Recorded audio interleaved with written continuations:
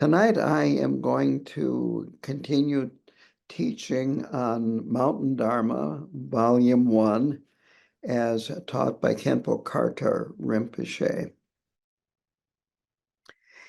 And last week, we covered the various beginning parts, the introduction, the prefix of the book. And tonight, I am going to start with the autobiography of Karma Chagme, and he had a very remarkable life. And technically, this chapter is called Namtar, which is a spiritual biography, and it's intended to inspire. So to begin with, Karma Chagme is considered a Mahasiddha, meaning that he is one of the most highly realized and accomplished individuals, both in terms of his scholarship and his realization and his meditation. Masters of all three. Basically, a siddha means accomplishment, and there are mundane and there are super mundane siddhas. So a mahasiddha is one that in a single lifetime has achieved direct realization of the Buddha's teachings. That's how it is defined in Tibetan Buddhism. Some of the mundane siddhas would be clairvoyance, being able to predict the future, having miraculous abilities, things like that. But having realized the Buddha's teachings is a super mundane accomplishment. Now, he composed over 100 volumes of teachings, and this text, the Mountain Dharma, represents the essence of his teachings. And I want to point out that one of the last things that Khenpo Karthar Rinpoche did was arrange to have Lopan Thubten come from Trangu Monastery, Tibet, and do a reading transmission of everything that Karma Chagme had ever written or had been transcribed. And I happened to be present when he did this, and I found that it was amazing how fast he could read, how many hours a day he could spend reading at a speed that if it was English, I couldn't even keep up with. And he just kept going day after day after day for almost 2 months. That's how prolific Karma Chagme was. And what Rinpoche wanted to have his students experience was this reading transmission, so in future lives, these teachings would awaken in his students. And I think Rinpoche also wanted to receive a reading transmission of everything that Karma Chagme had ever written. Another observation is that Lopan Thubten, he would, I don't remember exactly when we would start, but it could easily have been at 9 o'clock in the morning, maybe even 8:30 some. And then we would break for lunch at maybe 11:45. And he would go to that hallway that was between the main office and the entry into the dining room. And it was enlarged there, and he would sit on a chair and just kind of stare into space. My take was that he was resting in Mahamudra.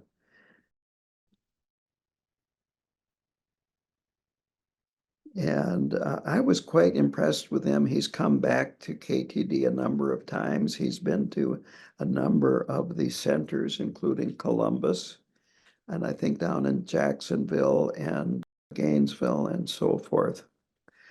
So to go on about Karma Chagme, his spiritual biography, which of course he wrote, this was not written for him by someone else. First of all, he begins very humbly, and this is traditional in Tibetan Buddhism too. If you're presenting these very profound teachings, to humble yourself rather than puff up your ego. Khenpo Rinpoche would frequently begin a teaching, let's say Mahamudra, by saying, I have no realization, but Yalwang Karmapa, the 16th Karmapa, sent me here, and his instructions were for me to teach this subject. And then, of course, Khenpo Rinpoche would give beautiful teachings, incredibly clear. And where the teachings would really shine was when the question and answer session came, the answers that he gave, which were coming from him rather than from a text that was written by somebody else. So Karma Chagme, he emphasizes he has no qualities, he's no pride, he has no special abilities, nothing really to give him the ability to give these transmissions, these profound instructions. But nevertheless, others have requested that I give these teachings, so I have to give them. Again, it sounds like Khenpo Karta Rinpoche. So Karma Chagme has, over his life, collected teachings and empowerments and reading transmissions. And of course, they need to be passed on. You can't let these things stop with Karma Chagme. So he had an obligation, besides people requesting him, he had an obligation to pass them on too. This is this idea of this unbroken transmission of these empowerments, the reading transmissions and the instructions and so forth. Now, much of this chapter is basically direct quotes of the words of Karma Chagme.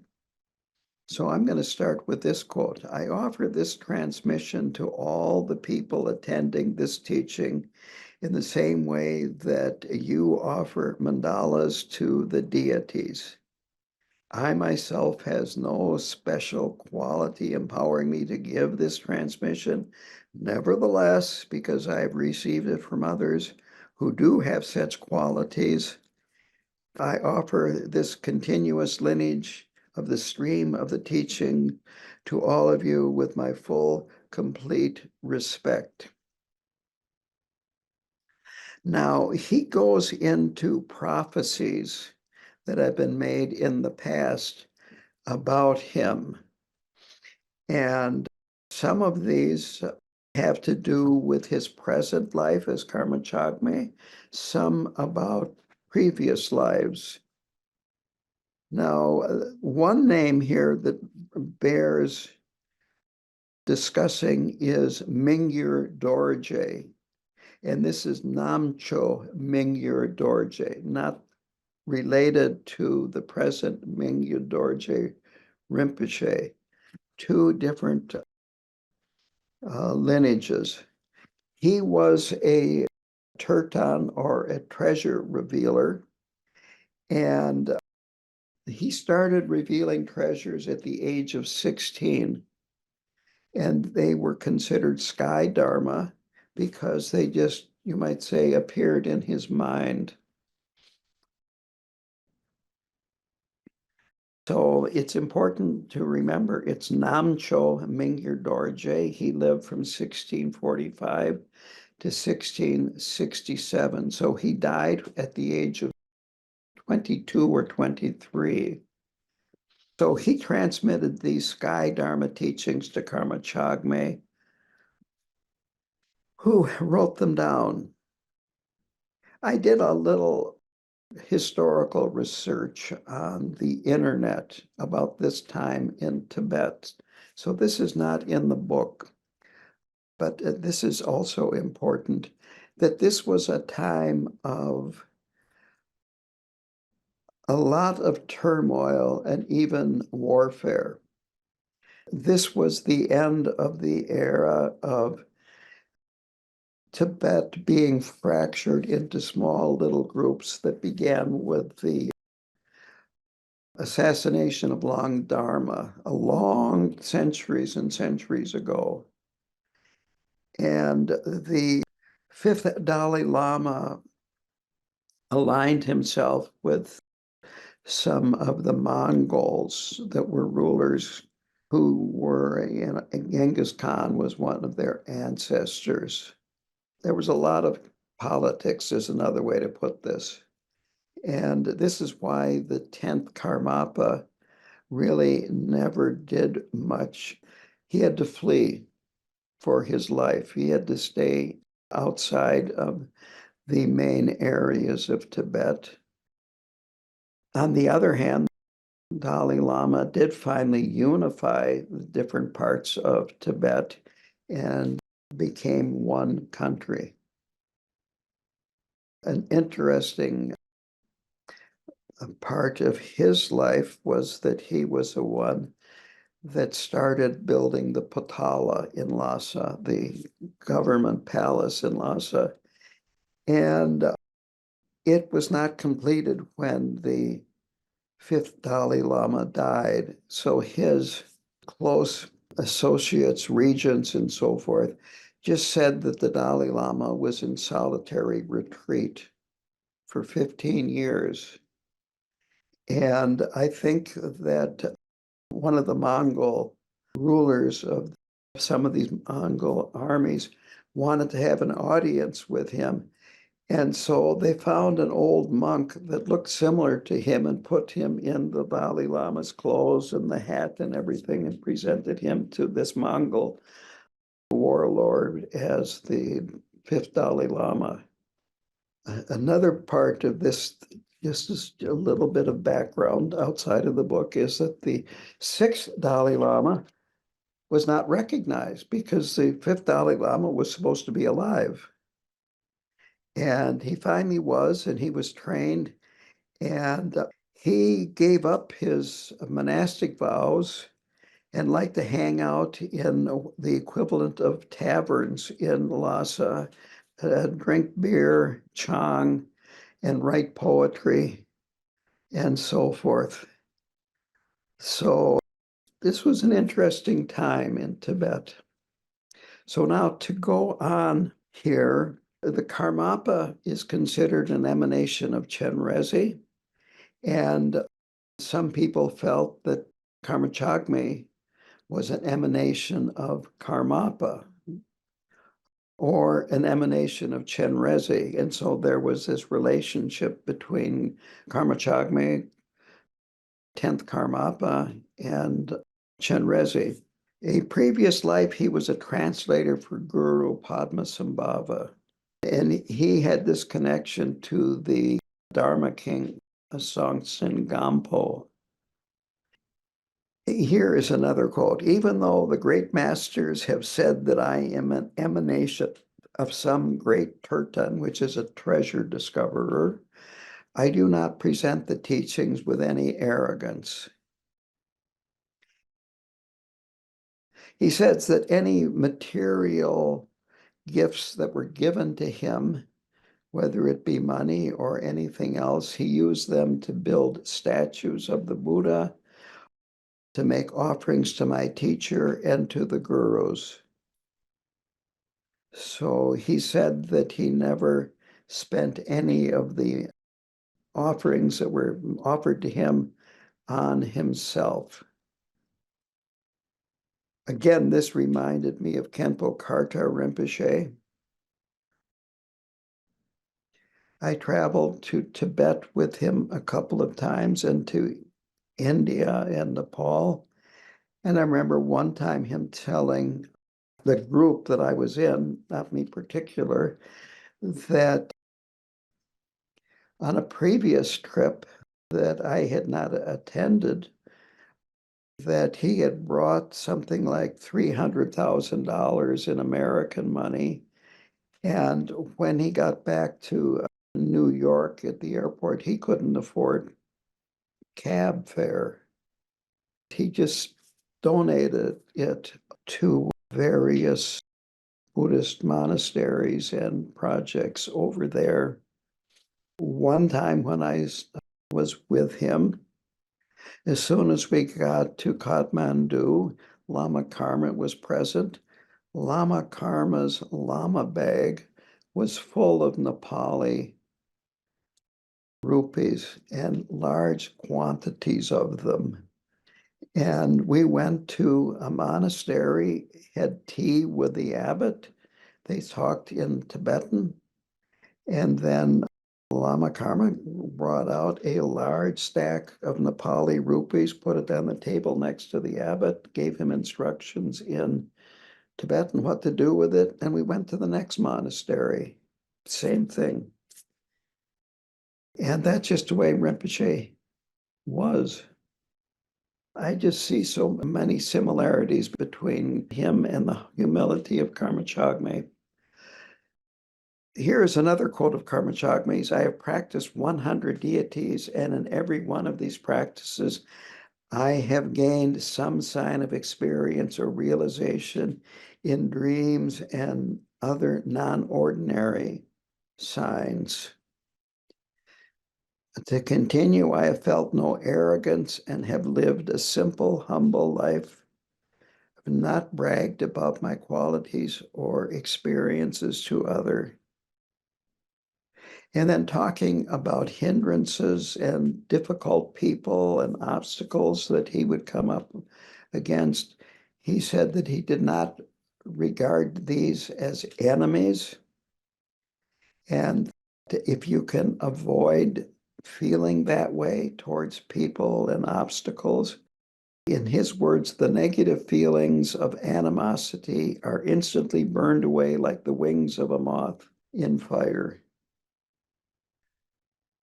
And then he goes on to say that he feels a bit like a merchant. He has many goods to offer, and he offers to the students what can benefit them the most. Then he goes on to describe what it was like to experience the nature of mind. He says that while he was receiving instructions from his teachers, he became completely free of distractions. This happened with a number of teachers, not just one. Then he would rest in this state of the Dharmakaya, inseparable from my mind.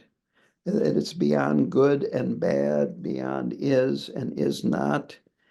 And he felt this inseparability of the minds of all the Buddhas and myself. B, the minds of all beings in the six realms and his own. C, beyond all time and space. The past, present, and future did not exist, or he was not experiencing them, and no location, because ultimately mind is beyond past, present, and future, and it is beyond location. This is my feeble attempt to explain this. How do we tell time? On the Earth, it's the motion of the sun around the Earth, which is really created by the Earth rotating. Then they came up with a concept called a light year. And then there are what are called atomic clocks that are based on the radioactivity being discharged by radioactive molecules or atoms.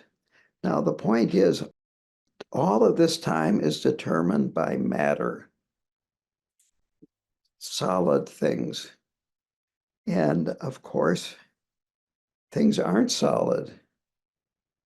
So it makes sense that if you can go beyond the idea of the solidity of matter, you enter timelessness. And then there's location. Again, this is my simple logic. I've not heard this from Rinpoche or anybody else, but well, where is the center of the universe? If you can figure that one out, call me up.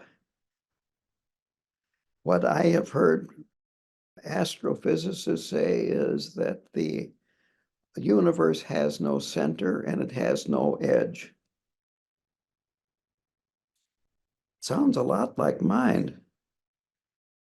So to go in this one more way, that when he talks about seeing the minds of all beings of the six realms and his own, but seeing them also as individuals. One type of wisdom is mirror-like wisdom, where you see things very clearly and very detailed. So this is kind of pointing in that direction. And a quote from Taisitu Rinpoche comes to mind too here. He came into the retreat that I did, and someone asked him the question, is it one mind or is it many minds?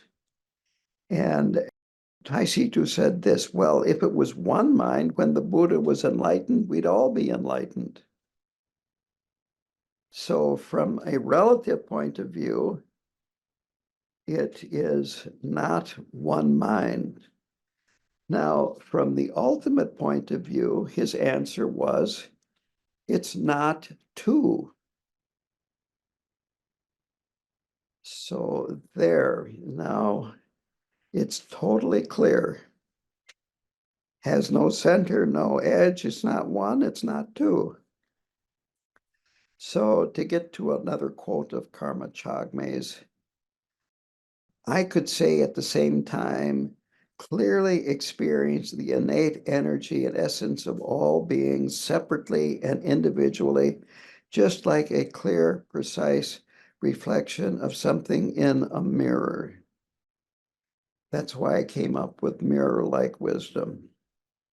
And of course, it was all empty of substance. And he says that it's fine, you can call me a meditator, that I have had these experiences when I meditate. And what I have received from my teachers, I've received benefit from them, and my students have received benefit from them. And it has led to a higher realization of my students. Then he talks about samaya. This is an indication that his teachings are genuine and that he has a strong, pure samaya with all of his teachers. Samaya is a commitment you receive when your guru is teaching Vajrayana and Mahamudra, Dzogchen, these very advanced teachings. It's a commitment, and it can be very strong, a commitment. So he is saying that the fact that he is able to benefit so many people from these teachings he have received from his teachers are an indication that his samaya is pure and intact.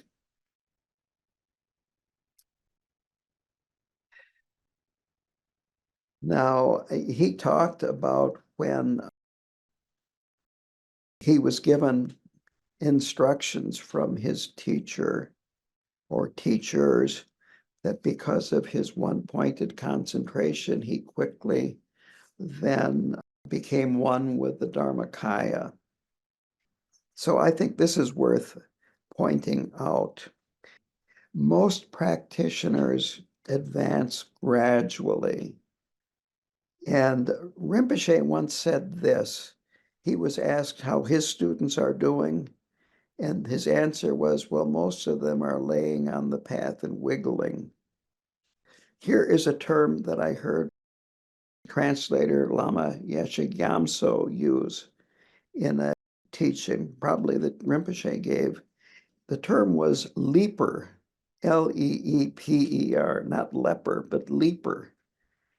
And I think this is very appropriate to explain Karma Chagme, that he received these instructions and immediately attained the first bhumi, which is the first realization of emptiness. So he very quickly progressed, and of course it was because of his past association with the Dharma and his tremendous confidence in the Dharma.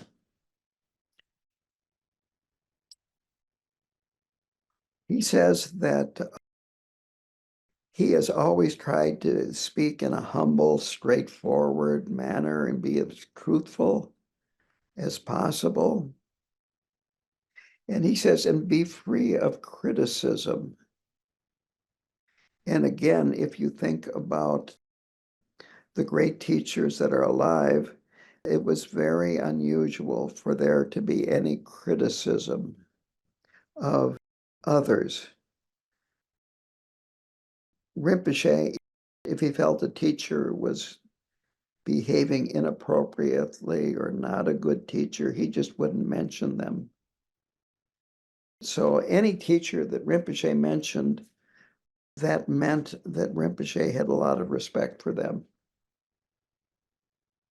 Now, he mentioned some other previous lives. He said that he was a monk of the Buddha Shakyamuni and a monk affiliated with Nagarjuna. He says that he has seen Pandita. And I think this is important to say exactly what a Pandita is. This is a term for great masters that were affiliated with Nalanda University in India. I'm not sure exactly who Pandita is or if he was one of the great Panditas. So anyway, he was affiliated with this great scholar and meditation master in Nalanda in India. And that brings up, again, the conjure and the tenjure. The conjure are the direct words of the Buddha that have been translated into Tibetan, and the tenjure are the commentaries written by these great masters in India, and they are placed at KTD on either side of the Buddha statue. So conjure literally means translations of the words of the Buddha. And tenjure are these treatises composed by the learned and accomplished masters of India. He goes on to say that he participated in a Gana Chakra offering to Milarepa in one of his caves, that he was a female Dharma protector by the name of Jing Kyung. And he said he was not an emanation of her, that he was actually reborn as her. And this is explained by Rinpoche as these realized masters often make this prayer: may I be able to benefit every sentient being in accordance with every one of their needs. So in this case, he took the form of this female wrathful protector. So there were 5 of them. He was one of them. And Gana Chakra is a feast offering. I guess I should explain that. The Tibetan word is sok, which means an assortment.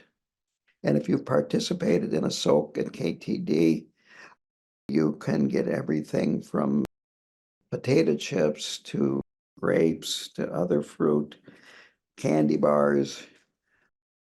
just an assortment of food. And then, of course, there's always some torma that's been cut up and put on your little plate that has your soak in it. He continues to say that in order to fulfill the needs of sentient beings, you have to experience many different births and many aspects of form. And these Dharma protectors, that might be a good thing to go into a little bit more too, that they form, they're in a wrathful form, but they are there to protect the Dharma and Dharma practitioners from evil beings, that they're not there to. Well, Rinpoche said this story one time, that when he was young at Trangu Monastery, there was a local dispute between two different factions, and I think there had been bloodshed. I don't know if people had been killed. And Rinpoche was young, but he said he was using the Mahakala practice to side with one side over the other. Mahakala, please destroy the enemy. But this wasn't the enemy of Dharma practice. And he was, let's just say, he was corrected in that misunderstanding of how Dharma protectors, their actions is. So they protect the Dharma. They protect one's Dharma practice. And they help maintain the continuity of the transmission of the teachings and so forth. He goes on to mention other lives, and he's talking about experiencing these from memory or visions and so forth. So he was a personal attendant to the first Karmapa, Dusum Khenpa. He was the emperor of China at one time and a student of Karmapa Rangjung Dorje. He invited Rangjung Dorje to come to China. He says that he was a yogi in the Tibetan province of Kongo and discovered one of the great termas of the Dzogchen teachings.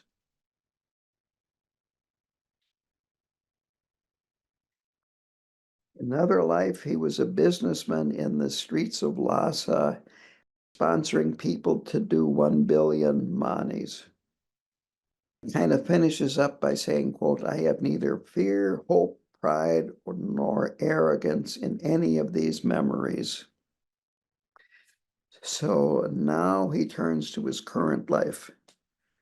I had touched on this already last week, but he began life very dedicated to the Dharma and Dharma practice, did retreats, pujas. When he was young, he completed a Chenrezi retreat and began to give empowerments, Chenrezi empowerments, and maybe others, transmissions, which would be reading transmissions and then instructions. If you're doing a Vajrayana practice, you need the empowerment of the deity. You need a reading transmission of the actual words of the practice, and then you need instructions on how to do the practice. He goes on to say he doesn't care if he has a long or short life, that the predictions are that he'll be born in Dewa Chen, Chenrezi's or Amitabha's land of great bliss. He says this is predicted in the sutras, and the sky treasure of Mingyur Dorje predicted this, and other places this is predicted. So he says, I don't care if I live long or not in terms of what happens to me. So the predictions for him is that he will be reborn on a lotus in Dewa Chen in the form of a monk. This will then radiate light in 5 directions. The first will be an emanation in blue light that radiates to the eastern direction to the medicine Buddha realms and conduct the activities of medicine Buddha to benefit others. The second emanation goes to the northwest direction of Uddiyana, Guru Rinpoche's birthplace. It's green and wrathful in appearance. So this is the Buddha activity to protect beings who practice the teachings of Mingyur Dorje and Karma Chagme's other teachers, as well as Dharma practitioners in general. The third emanation is born into the family line of the great Turtan Mingyur Dorje. And this is to develop the tantric teachings during time of degeneration. The fourth from Dewa Chen emanates as the nephew of my guru, Choki Wangchuk, and works to fulfill my guru's activities, especially to preserve the Karma Chagme tradition. The fifth emanation will be born in Bodh Gaya in India during the good kalpa. And during this good kalpa, people will be having very long lifespans. It's mentioned 600 years. And that his activity during this good kalpa will fulfill the activity of the 16 arhats that were close to the Buddha. And after that activity is completed, when he has passed into parinirvana, all 5 of these emanations will unite back into the main source, he says, and he will be back in the form of an ordained monk on the lotus in front of Amitabha in Dewa Chen. So that's why he's not too worried about whether he lives a long life or a short life. He then says that at the request of my Vajra friends that I have explained my true life story and that the subjects are very precise and there is a chance that the readers might develop wrong views that will cause them harm. For this reason, quote, I request that my biography be read only by those who have the empowerment and the lung. And this might be a clue to why Rinpoche wanted to have this lung done when he was still alive. His parinirvana was less than 2 weeks after the lung was finished. It might have been a week. I'm sure that Rinpoche felt, I've accomplished it. I can let go. I'm talking a lot about Rinpoche, but this is important. So then comes the questions and answers, and there's a lot in here, and I can only just skim over it. The first is that there's a lot of humility, and you might say even putting down his abilities and so forth. And Rinpoche says that this is really a way that you can determine whether someone is a great individual or an ordinary person. An ordinary person will emphasize and promote themselves and talk about their best qualities and hide their defects. Whereas these great teachers will always denigrate themselves and always avoid situations of grandeur or exalted position. I remember, again, being in Kathmandu with Barter Toku Rinpoche. This was 1999, and we went to this one monastery. So we went into the shrine room, and Barter Tulku Rinpoche was escorted to a throne that was the highest throne I have ever seen. I'm sure it was 8 feet off of the ground. And Rinpoche had to sit there. And so he sat there and he had the most bored, disgusted look on his face the whole time. He just did not want to be there, and he made it very clear that he did not want to be there. We later had a meal at the Lama's quarters on the third floor, and I asked Barter Rinpoche what happened to this Lama, and he said, well, he went to Europe and he changed. And he came back. I must have had some wealthy donor because this place looked more like, on the outside, I have a picture of it, but I can't show it to you. It looked more like something on the Riviera. The monks' quarters were very, very beautiful, modern design, looked nothing like a Tibetan. It looked more like a resort on the Riviera. Of course, I've never been there, so maybe I'm adding more than I need to. But anyway, the great teachers, you can tell by A, their humility, and B, the words that come out of their mouth. So then another question was, well, nobody speaks about their past lives. The answer to this that Rinpoche gives is, well, yes, because that can increase your pride and your arrogance. And the other reason that others can get jealous of you and become an enemy, wanting to, you might say, knock you down a notch or two. I think an American term would be comeuppance. Usually, a good answer that a great teacher will give is, I don't remember anything about my past lives. But Karma Chagme here goes into great detail about his past lives. And because of his skillful means, his pure samaya and so forth, he was able to tame the jealous and to benefit them. He also talks about the reason why Karma Chagme put all of this in writing was so that you have a sense of confidence in his texts, his writing, his teachings.